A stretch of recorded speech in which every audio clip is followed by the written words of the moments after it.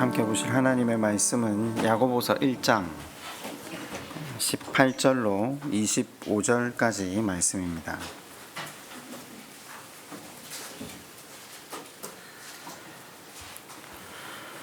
야고보서 1장 18절부터 25절까지 말씀을 교독하도록 하겠습니다.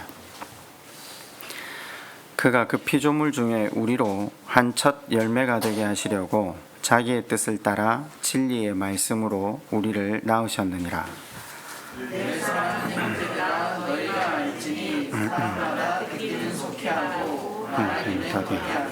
성내기도 사람이 성내는 것이 하나님의 의를 이루지 못함이라.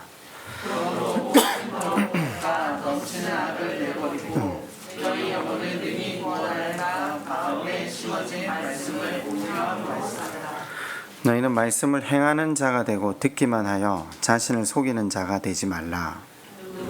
말씀을 듣고 행하지 않으면 그는 거울로 자기 생명을 제 자신을 보고 가서 그 모습이 어떠했는지를 곧 잊어버리거니와 자유롭게 하는 온전한 율법을 들여다보고 있는 자는 듣고 잊어버리는 자가 아니요 실천하는 자니 이 사람은 그 행하는 일에 복을 받으리라.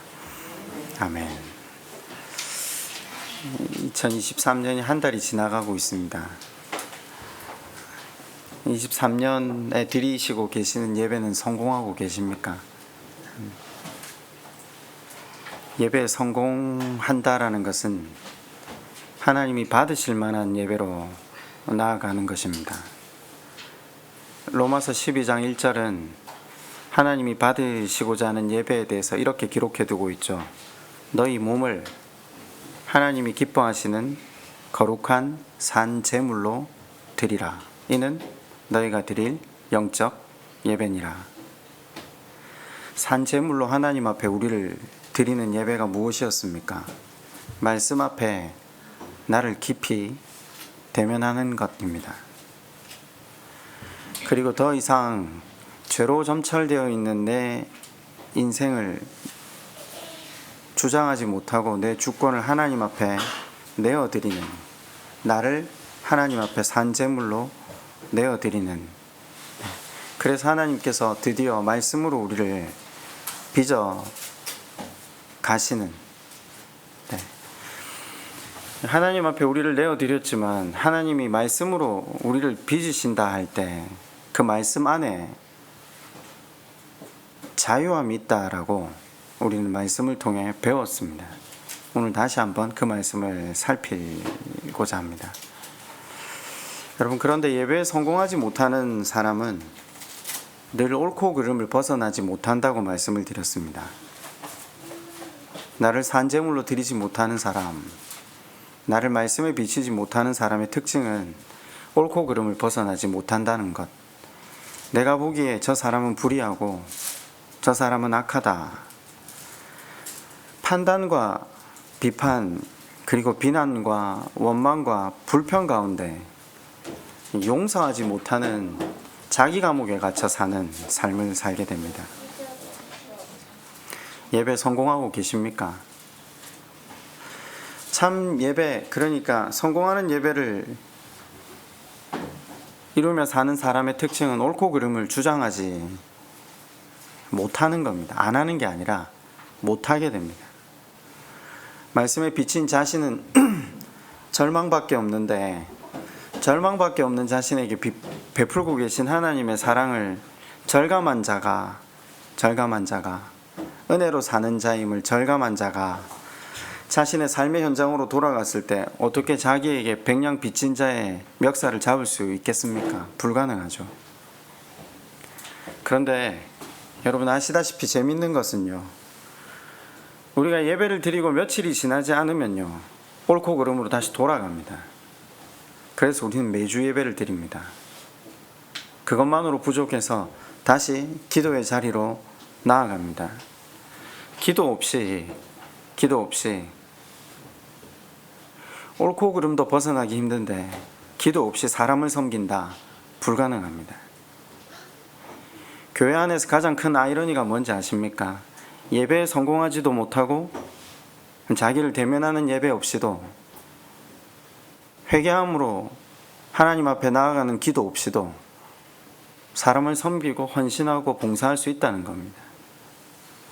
바리새인과 서기관들이 그 삶을 살았을 때 그것이 자기의 의가 되었고, 예수님께서 그 예배, 그 삶은 하나님과 무관하다라고 말씀하실 때 그들이 얼마나 하나님 앞에, 예수님 앞에 절규하며 나아갔습니까? 모쪼록 여러분 오늘 드리시는 예배가 여러분 자신을 하나님 앞에 산제물로 올려드리는 참된 예배가 되시기를 주님의 이름으로 축원드립니다. 오늘은 성령의 지배 가운데, 성령의 완전한 지배 가운데 살아가는 방법을, 그러니까 바꾸어 말하면 거듭남이죠. 거듭남을 이루어가는 방법을 말씀을 통해 다시 한번 상고해 보려고 합니다. 지난주에 1장 18절이 야고보서 전체의 중심 구절이 된다라고 말씀을 드렸습니다.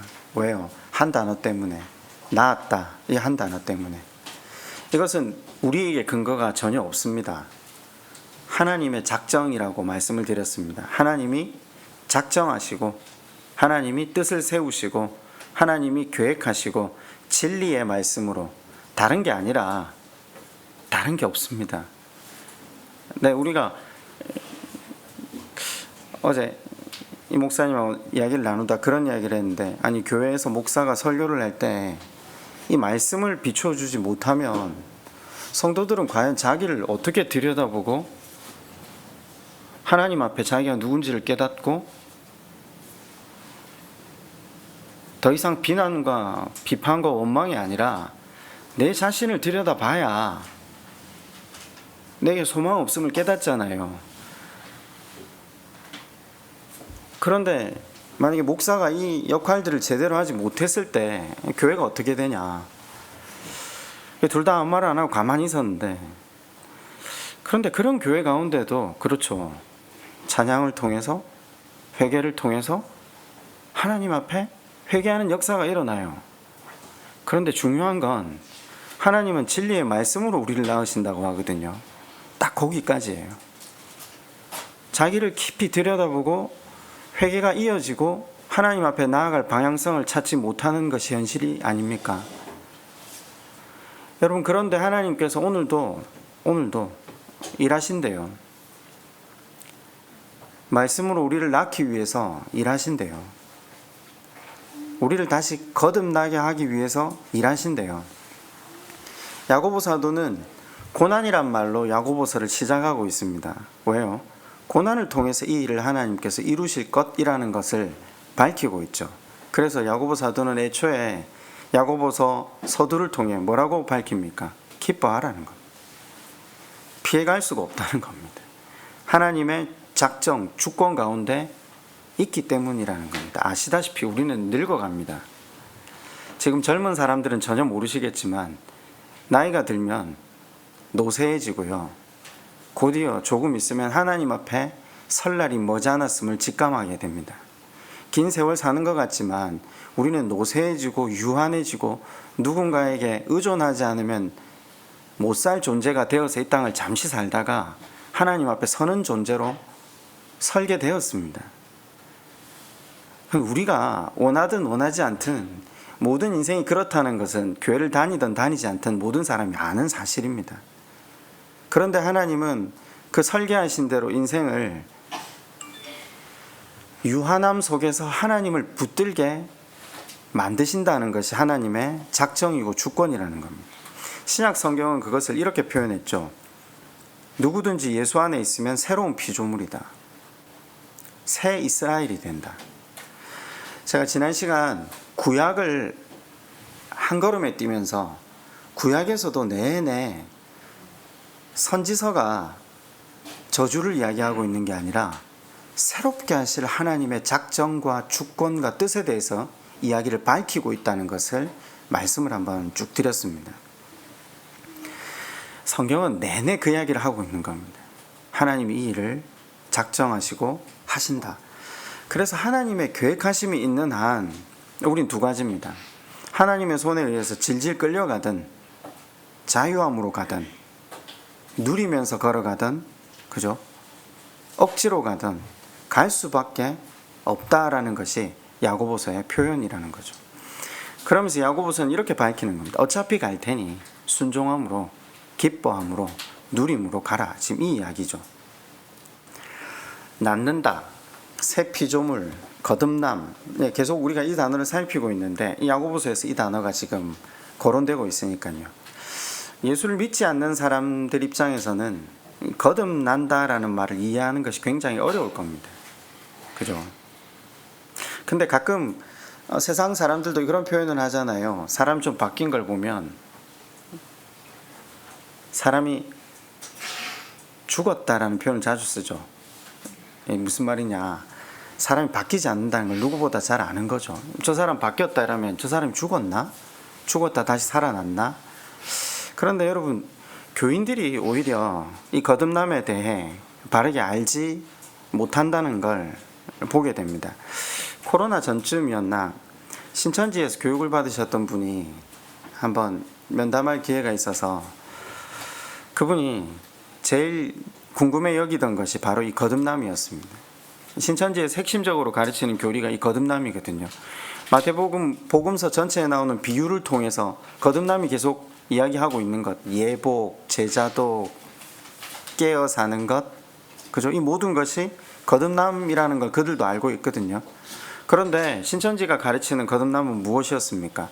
이만희 보혜사를 믿는 것, 그분의 말씀에 순종하는 것, 네, 그쪽으로 가거든요.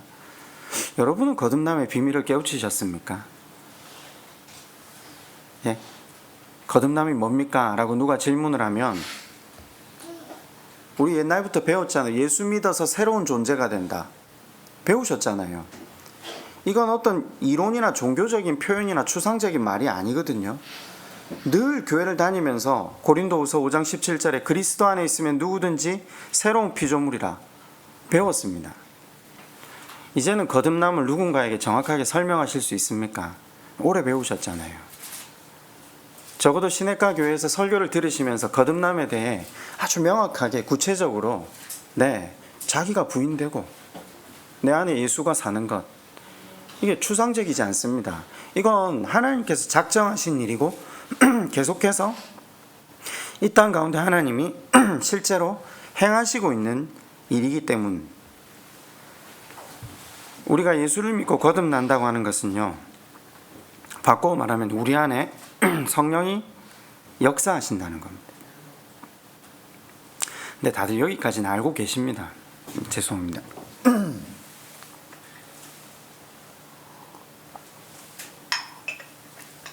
근데 좀 구분이 안 되는 게 어디가 있냐면요, 제가 지난주 수요 기도회 때 이걸 설교했거든요. 도와주심과 함께 하심의 차이를 아냐.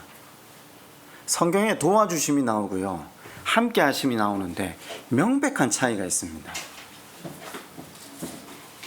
근데 이걸 모르는 사람들은 도와주심에 머물러 산다라고 했습니다. 왜냐하면 하나님을 믿던 안 믿던 인생은 모두 하나님의 도우심 속에 살아갑니다. 그렇죠? 근데 성경에 보면요, 누가 하나님의 도우심을 넘어 함께 하심으로 나아가고 있는가를 지난주 수요일날 설교했거든요. 하나님이 거기로 나오라는 겁니다. 그걸 하나님이 우리에게 간절하게 바라시고 구하는 이유가 뭐죠? 함께 함으로 거듭나게 되기 때문에, 함께 함으로 새 피조물이 되기 때문에. 그래서 왜 제가 야고보서를 설교하기 전에 그 설교를 먼저 했잖아요. 야고보서 5장 15절 마지막 부분에 기도가 강조되고 있는데 기도를 이야기하려고 하는 게 아니라고 했잖아요. 왜? 야고보서가 이야기하고 있는 주제가 있는데 뜬금없이 갑자기 뒤에 가서 5장 15절에 믿음의 기도는 병든 자를 낫게 한다, 이러니까 우리는 야고보서의 주제가 뭔지는 잊어버리고 병든 자를 낫게 하는 게 능력 있는 기도 아닙니까? 그런데 야고보서가 꼬우고 있는 것이라고 했잖아요. 병든 자를 낫게 할 만큼 능력 있는 기도가 믿음의 기도인데 그 기도에서 그쳐야 하는 것이 아니라 16절에 보면 의인의 기도로 나오라는 게 야고보서의 간절한 요청이자 교훈이었다라고 했습니다. 왜요? 의인이 되는 것이 왜 중요합니까? 의인이 된다는 게 무엇입니까? 하나님 앞에 내게 소망 없음을 깨닫고 두 손을 들고 주권을 이양하는 것 아닙니까? 그때 하나님이 우리 안에 들어오시게 되시고 우리가 하나님의 능력을 경험하고 성령의 역사 가운데 살아가는 것, 그것이 함께함, 거듭남이라고 설명을 드렸습니다. 제가 도우심을 입는 게 아니라 함께하심을 얻는 방법이 뭐냐 이 설교를 수요일날 했는데, 손을 들고 내 마음의 영토에서 물러나는 것, 항복하는 것.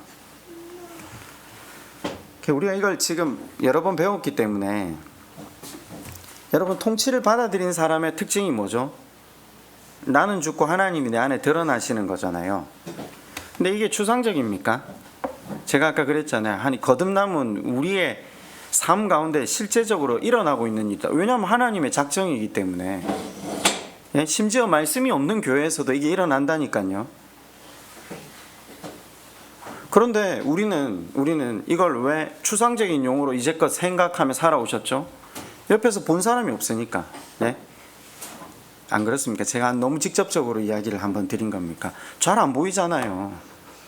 자기가 부인된 사람들을 잘 안 보이거든요. 외적인 변화도 이걸 확인할 수가 없거든요. 그래서 추상적으로 그 의미를 생각했을 수도 있을 겁니다. 그러나 아시다시피 외적으로 달라지지 않았다라고 해서 없는 건 아닙니다. 여러분, 그런 분들 만나보시지 않았습니까? 하나님 앞에 죽은 사람들, 자기를 부인하고 하나님을 높이며 살아가는 사람들, 모든 것을 수용하며 인정하며 그분의 섭리를 존중하는 사람들 만나보셨지 않습니까? 외적으로 달라진 건 없습니다. 본질이 달라지는 것이라고 했습니다. 본질을 바꿔 말하면 영이라고 하잖아요. 영이 달라진다. 여러분, 이게 손에 잡히십니까? 깨달아지십니까? 우리의 영이 하나님 그분에 붙들리면 어떻게 달라집니까? 그럼 달라지지 않은 모습에 대해서 다시 한번 설명을 할까요? 제가 서두에 설명을 드렸는데, 죄로 인해 죽어 있는 사람의 특징을 죽은 영이라고 하잖아요. 예? 죽은 영의 특징 대표되는 사람들이 바리새인과 서기관. 바리새인과 서기관들의 특징은 뭐죠? 예배드리고 기도하고 헌금하고 봉사해요. 그런데 그 사람들의 특징을 예수님 뭐라고 지적하죠? 옳고 그름 가운데 사는 사람. 옳고 그름 가운데 정죄하고 비난하고 원망하며 불평하며 삽니다. 그런데 내가 주권을 행사하지만, 내가 주인인 것 같지만 본인이 선택한 그 분노, 용서하지 못함, 그 원망의 감옥 안에 갇혀 살죠. 자신의 감정의 감옥에 함몰되어 살아가는 인생을 죽은 영이라고 합니다. 죽은 인생이라고 합니다. 교회를 다니지만 그런 사람이 얼마나 많습니까? 그런데 어느 날 하나님의 말씀이 우리에게 비칩니다. 여기서 비친다고 할 때 방에 불 켜는 거 말고요. 말씀의 거울 앞에 나를 대면하게 됩니다. 그러면 인생이 깨달아지는 게, 내가 죄 그 자체구나. 내가 죄로 인해 사망 가운데 놓인 인생이구나. 이걸 절감하면서 하나님 앞에 상한 심령이 됩니다. 근데 제가 상한 심령에 대해서 몇 개월 동안 설교하면서 한 가지 말씀을 드렸는데, 상한 심령이 끝이 아닙니다. 상한 심령은 시작입니다. 이게 굉장히 깊어져야 이 절망이나 환멸이 얼마나 깊어져야 내가 내 안에서 물러나는지 모릅니다. 내가 진정으로 하나님 앞에 손을 들기 시작합니다. 그때 누가 우리 안에 주권을 행사하기 시작한다고요? 성령께서. 성령이 우리 안에 일하신다. 이게 추상적인 용어가 아닙니다. 내가 물러나야 성령이 일을 하시잖아요. 내가 물러나면 말씀대로 살기 시작합니다. 그러니까 야고보서가 행함을 강조한다 이게 아니라, 내가 물러나면요, 말씀대로 사는 건 자동으로 따라오게 돼 있습니다. 어쩔 수 없잖아요. 하나가 없어지면 하나를 선택해야 되잖아요.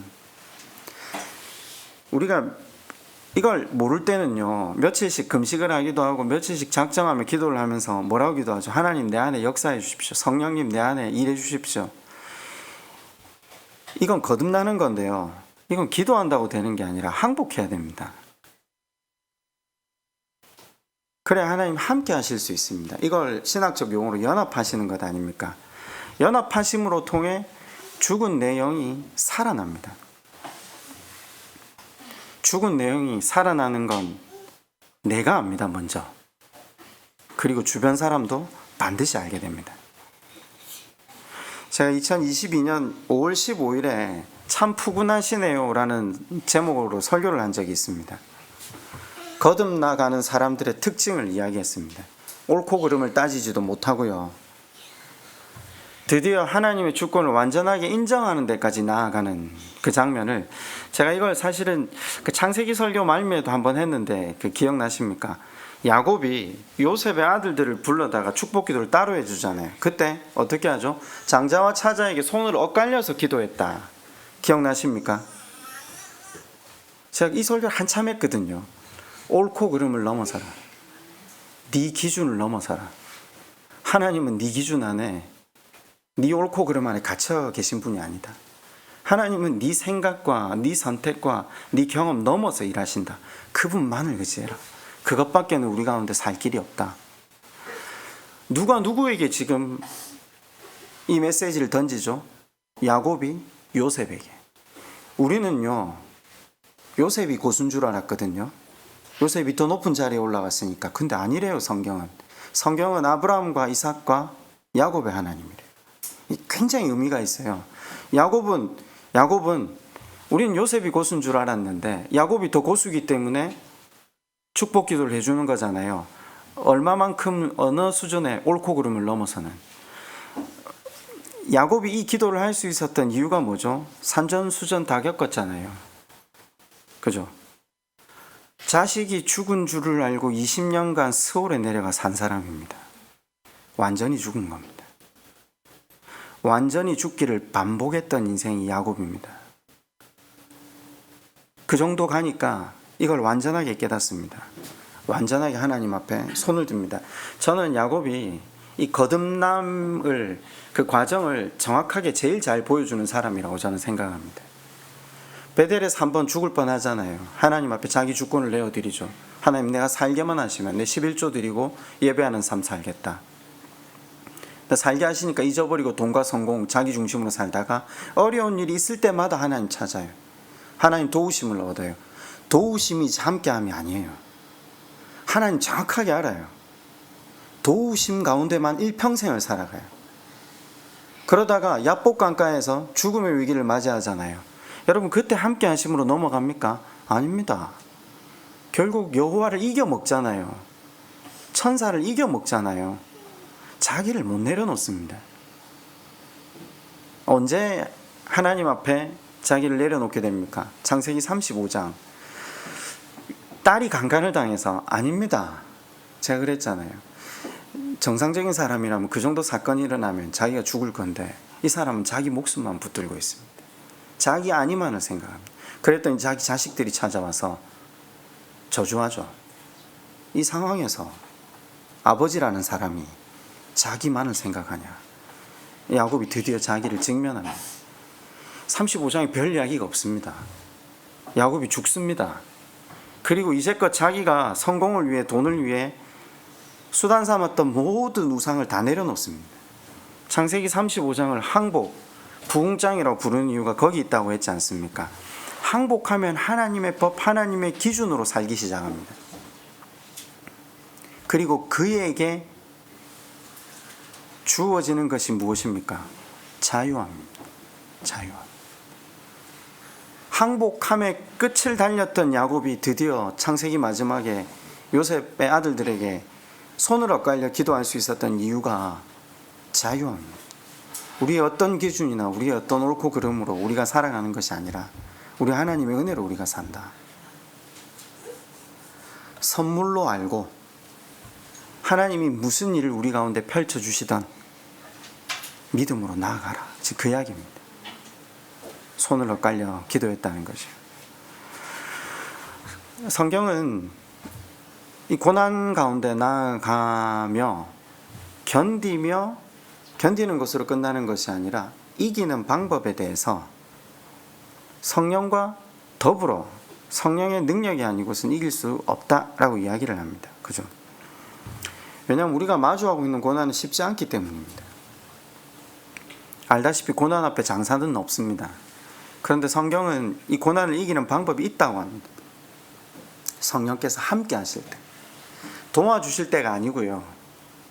함께 하실 때 이 차이를 깨닫는 시간이 되었으면 좋겠습니다. 그래서 지난주 수요일에 설교를 한번 이은 겁니다. 다들 도와주심에만 머물러 있거든요. 아니요, 그건 한 번 지나고 나면 또다시 도와줘야 됩니다. 그게 아니라 함께 하심. 함께 하실 수 있는 방법이 뭡니까? 성령의 완전한 지배 속으로 들어갈 수 있는 방법이 뭡니까? 여러분, 그래, 맞아요. 도와주심이 잘못된 건 아니에요. 잘못된 건 아니에요. 그죠? 근데 그걸 계속해서 나아가는 건 신앙의 방향성이 아니라는 겁니다. 하나님을 수단 삼고 도움이 삼았던 이스라엘 백성에게 그것이 너무나도 오랫동안 지속되자 예수님이 가셔서 성전을 다 엎어버리잖아요. 뭐라고 하십니까? 너희는 지금 여기 양 한 마리 잡고 소 한 마리 잡아서 죄 세탁하고 가서 다시 너희 마음대로 살다가 어려운 일 생기면 다시 기도하러 오는 인간들이다. 기도라는 동전만 넣으면 용서라는 음료가 나오는 자판기인 줄 아니, 성전이? 그래, 성전을 둘러엎잖아요.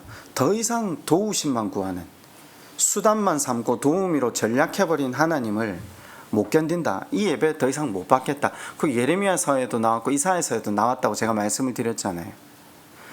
우리가 거기에 머물러 있어서는 안 된다는 거죠. 그래서 성령의 지배 속으로 들어갈 수 있는 방법이 뭔가? 우리가 사실 이건 기도 많이 했습니다. 아마 알고 기도하셨던 모르고 기도하셨던 하나님, 우리를 온전히 다스려 주십시오. 우리 가운데 역사해 주십시오. 이거 뭐 교회에서 늘 시키니까 기도했을 겁니다. 그런데 어떻게 하면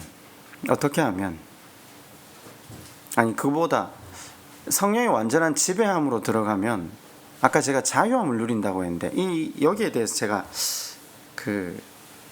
이전에 한번 제일 친했던 친구가 찰스 피니 위인전을 저한테 선물한 적이 있어요. 이 1800년대 미국의 부흥의 중심에 서 있었던 찰스 피니 목사님의 그 위인전인데, 이분이 미국에서 굉장히 유능한 변호사였거든요.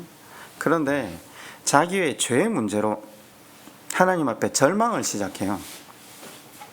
해결할 방법이 없어서 기도를 하기 시작했는데, 이 기도 가운데 성령의 역사를 체험하는 거죠. 성령의 역사를 체험하고 난 다음에 변호사직을 그만두고 신학을 공부하고 목사를 하게 됨으로써 1800년대 미국의 부흥을 이끌거든요. 이분이 자서전에 이렇게 글을 적어놨어요. 이 죄에 대해서 고민을 깊이 했을 때 성령 하나님께서 말할 수 없는 은혜를 베푸셨다. 그 하나님의 사랑이 자기 안에 깨달아지는데 큰 파도처럼 자기를 찾아오시는 것을 경험했다. 그 감동이 얼마나 컸던지 찰스 피니가 자기 자서전에 이렇게 기록을 해뒀어요. 하나님, 내가 이 사랑이 너무 크기 때문에 도저히 감당이 안 됩니다. 여러분, 그렇잖아요. 사랑이 너무 크면요, 감당이 안 됩니다. 이거 경험해 보시지 않았습니까? 왜 혹시 수련회 가서 이거 경험해 보시지 않았습니까? 하나님 앞에 그렇게 하소연을 할 정도로 큰 은혜를 받았거든요. 성령에 사로잡히는, 이게 완전한 지배인 줄 알았는데, 재밌는 것은 그 다음 날 이 사람이 눈을 떴는데, 눈을 뜨고 나니까 다시 옳고 그름과 원망과 분노에 사로잡히더라는 겁니다. 그리고 하나님의 사랑에 대해 싹 잊혀지더라는 겁니다. 바로 전날 감당할 수 없는 하나님의 사랑을 체험했는데 다시 다음 날이 되니까 의심이 되는. 그래서 찰스 피니가 다시 작정하고 기도했다는 것이 이 자서전의 주된 골자였습니다. 그때 긴 기도의 시간을 통해서 하나님 앞에 받은 말씀이 로마서 5장 1절이라고 밝힙니다. 제가 한번 읽어드릴게요. 그러므로 우리가 믿음으로 의롭다 하심을 받았으니 우리 주 예수 그리스도로 말미암아 하나님과 화평을 누리자. 항복하고 하나님 앞에 말씀을 받은 사람이 이 말씀을 통해 어떤 의미를 깨달았는지 아십니까? 이분이 이렇게 기록해 두셨어요.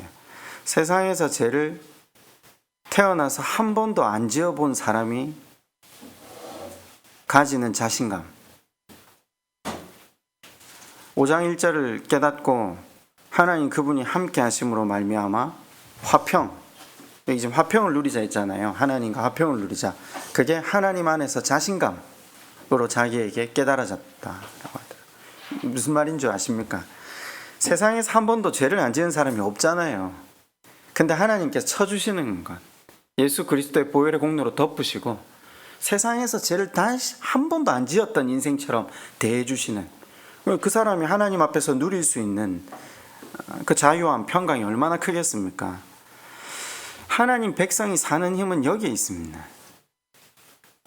제가 이걸 한 번씩 뻔뻔함이라는 표현을 쓰는데, 자유함이라는 표현을 썼는데, 누구 앞에서도 당당할 수 있는,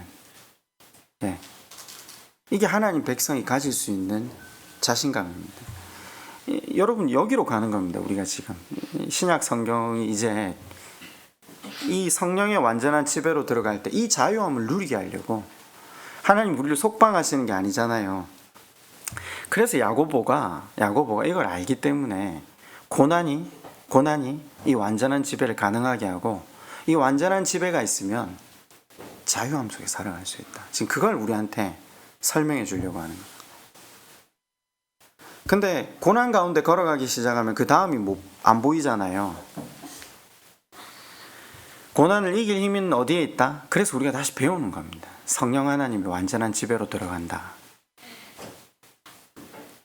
완전한 지배로 들어가면 고난이 문제가 될 수 없기 때문에, 그러면요, 성령께서 우리 가운데 온전히 역사하실 수 있도록 우리가 성령을 모시고 살아가는 방법이 뭐냐? 어떻게 하는 것이 하나님의 성령을 받드는 것이냐?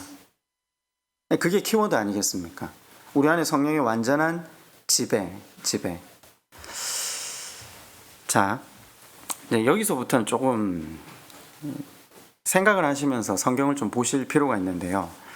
야고보서는요, 구약과 신약 전체를 함축적으로 담은 책입니다. 겨우 5장밖에 안 됩니다. 네? 죄송합니다. 이게 시적 표현이라는 표현을 쓸게요. 시라는 언어는요, 단어 하나에, 문장 하나에 많은 걸 함축하고 있잖아요. 그걸 다 속된 말로 때려 넣거든요.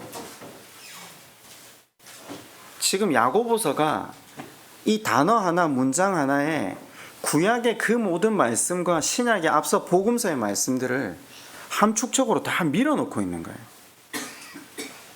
이 문맥에 대한 이해가 없거나 행간에 대한 이해가 없으면 이걸 문자 그대로만 자꾸 읽어요. 나았다라고 한 다음에 뭐 이야기가 나와야 됩니까? 아니, 지금 성경을 보시지 말고요. 나았다, 하나님이 작정하시고 우리를 거듭나게 하시겠다 하면 이제 그 다음으로 뭐가 나와야 되죠? 순종이겠죠. 네, 성령의 지배 가운데로 들어가는 것, 그죠? 그걸 지금 이야기를 하기 시작합니다. 그걸 관용적인 표현으로 이야기하는 겁니다.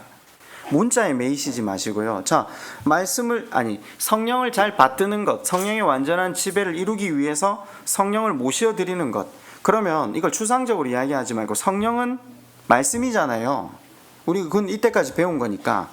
그래서 우리에게 주신 그 하나님의 말씀에 대해서 민감하고 예민하고 조심하고 두려워하고 신중해라는 겁니다. 네? 민감하고 예민하고 조심하고 두려워하고 신중해라는 말씀이 19절부터 나오는 겁니다. 내 사랑하는 형제들아, 너희가 알지니 사람마다 듣기는 속히 하고 말하기는 더디하며 성내기도 더디하라. 속도를 이야기하려고 하는 게 아닙니다. 성내지 말라고 이야기하는 게 아닙니다. 이 뉘앙스를 보셔야 됩니다. 하나님 말씀에 대해서 민감해라는 겁니다. 말씀에 대해서 예민하고 조심스럽게 단지 듣는 것만이 아니라 반응하는 것도 마찬가지라는 겁니다. 그래서 듣기는 속히 하고 말하기는 더디하며 성내기도 더디하라. 다시 말씀드리지만 속도를 말하는 게 아닙니다. 신중함을 이야기합니다. 사람의 성내는 것이 하나님의 의를 이루지 못하느냐.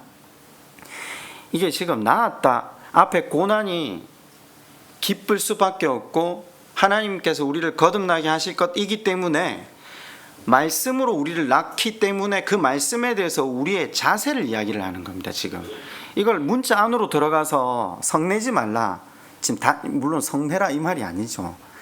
신중하고 두려워하고 예민하고,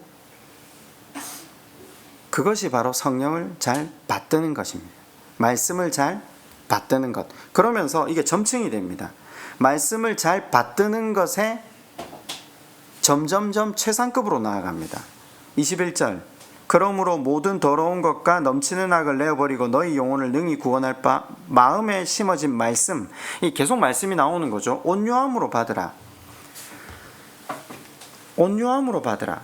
온유가 뭐죠? 이제 온유는 다시 설명을 안 드릴게요. 항복입니다. 모세가 항복했잖아요. 모세를 그래서 온유하다는 표현을 쓰거든요. 조금 쉽게 이야기는 한번 해봅시다. 겸손하게 받는다. 겸손이 뭐라고 정의했죠? 여러분, 교만을 뭐라고 정의했습니까? 교만을 알면 겸손이 더 쉬워지잖아요. 교만은 지금 내 모습보다 나를 더 크게 여기는 것. 나를 모르는 거죠. 쉽게 말하면. 겸손은요, 내가 누구인지를 아는 것.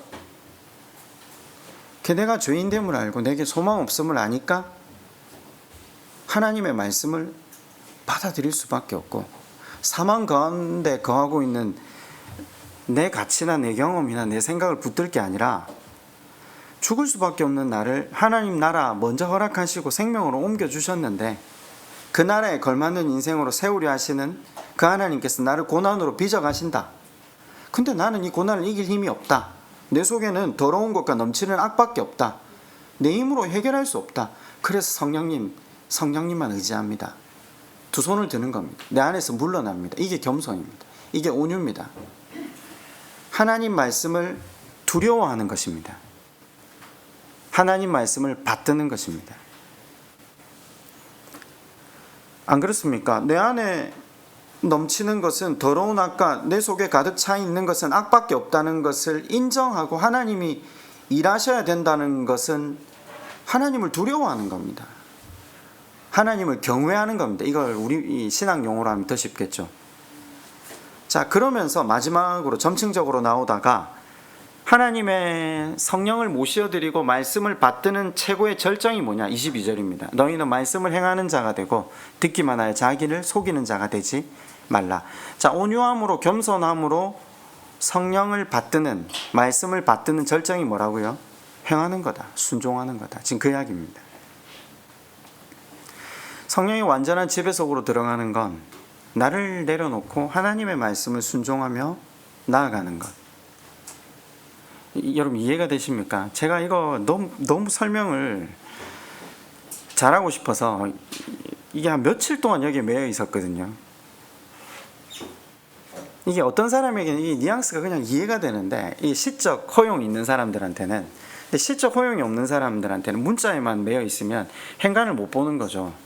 행간을 보기까지 이 국어 실력이 필요한 부분이 있는데, 이건 그냥 국어입니다. 물론 제가 볼 때 항복하면 더 쉽게 빠집니다. 그러면서 야고보 사도가 이걸 한 번 더 쉽게 우리에게 설명을 해주려고 거울 비유를 듭니다. 23절로 25절 마지막 부분이 이런 거죠. 누구든지 말씀을 듣고 행하지 아니하면 그는 거울로 자기의 생긴 얼굴을 보는 사람과 같아서 제 자신을 보고 가서 그 모습이 어떠했는지를 곧 잊어버리거니와 자유하게 하는 온전한 율법을 들여다보고 있는 자는 듣고 잊어버리는 자가 아니고 실천하는 자니 이 사람은 행하는 일에 복을 받으리라. 제가 강조해서 읽은 단어가 와닿으십니까? 보고가 3번이 나옵니다. 이걸 다 연구할 시간은 아니지만 그래도 기억은 하셔야 될 것 같아서 23절에 쓰인 이 단어는 카타노에노라는 단어인데, 흘끗 보는 게 아니라 주의 깊게 보는 겁니다. 그런데 이게 점층적으로 마지막 25절에서는요, 파라킵사스라는 다른 단어를 쓰면서 아주 깊게 내 안에 있는 모든 것을 다 파헤치듯이 들여다보는 것으로 단어가 바뀌고 있습니다. 여기도 점층법을 다 사용하고, 앞에도 점층법을 사용했듯이 뒤에도 점층법을 사용하는 거죠. 이 당시 거울은 아시다시피 지금처럼 깨끗하게 보이는 유리거울이 아니거든요. 청동거울이거든요. 희미하게 보이고 모습이 잘 각인이 되지 않아요. 돌아서면 잊어버릴 수밖에 없는 상황인데 의도적으로 그 안에서 말씀, 자유하게 하는 온전한 말씀. 이건 이게 설명이 같이 있으면 좀 좋은데 이건 다음 시간에 이 부분 다시 설명을 하도록 할게요. 하나님의 말씀을 깊이 보는 사람들을 의미하려고 지금 거울을 본다는 것을 했다. 자, 그러면 하나님의 말씀을 깊이 보는 사람들과 얕게 보는 사람의 차이가 뭐죠? 그 얕게 본다는 건 예배에 실패했다는 거죠. 자기를 들여다보지 못했다는 거죠. 그죠? 그러니까 옳고 그름에 늘 매여 사는 것. 그죠? 원망과 불평이란 감옥 속에 사는 것. 그게 특징이라고 했다면요. 말씀을 깊이 보는 사람들, 겉만 보고 그냥 끝내버리고 돌아서는 게 아니라 그 말씀 앞에, 그 말씀의 거울 앞에 자기의 깊이 숨겨진 추악함, 더러움, 죄악들, 연약함, 그게 잊어버려집니까? 그게 잊어버려지지 않습니다. 보기 시작하면요. 그게 다시 예배를 드리고 싶지 않을 만큼 고통스러워야 됩니다. 그게 정상입니다. 그런 신앙생활을 안 해보셨으니까 이게 예배를 오는 게 기쁨이고 즐거움이라고 생각을 하고 있는데 아닙니다. 말씀 앞에 서는 건요, 내 안에 더러움과 추악함을 그대로 대면하는 시간입니다. 그걸 해결을 봐야 되는 겁니다. 그게 나를 보고 있으면 소망이 없기 때문에 예수를 붙들지 않고는, 예수님 십자가를 붙들지 않고는 도무지 돌아설 수 없는 상황에 이르는 겁니다.